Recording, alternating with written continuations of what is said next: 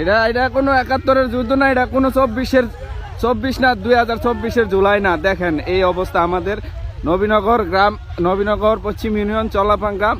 এই যে এই অবৈধভাবে ড্রেজার দিয়ে ধান ক্ষেত কাইটা নিয়ে যাইতেছে, আমরা প্রতিবাদ করতে আসছি পুরা গ্রামের মানুষ। এই যে পুরা গ্রামের মানুষ, এই যে দেখেন পুরা গ্রামের মানুষ, ছোট বাচ্চা থেকে দৌড়ে মহিলা পর্যন্ত আসছি, তারা আমাদেরকে এই যে এইভাবে হাতে অবৈধ অস্ত্র নিয়ে, এই যে দেখেন অবৈধ অস্ত্র এগুলা দিয়ে আমাদেরকে গুলি করতেছে।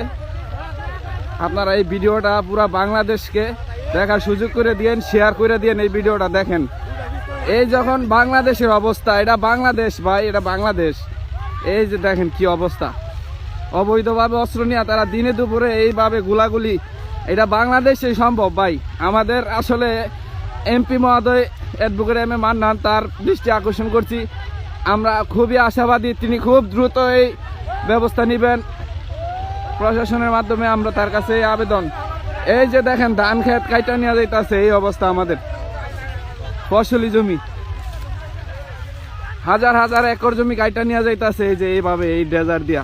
দেখেন কি অবস্থা, আমরা বাধা দিতে আসছি, আমাদেরকে এই গুলি পুরা গ্রামের মানুষ আমরা আসছি আজকে বাধা দিতে, তারা গুলি করা শুরু করছে আমাদেরকে। দেখেন এই যখন দেশের পরিস্থিতি, আপনারা পুরা বাংলাদেশকে এটা দেখার সুযোগ করে দিন শেয়ারের মাধ্যমে। এই জুলুমের শিকার হয়তো বাংলাদেশের আর কোনো জায়গায় নাই, কোনো বাংলাদেশের আর কোনো জায়গায় হয়তো এরকম জুলুমের শিকার কোনো মানুষ নাই।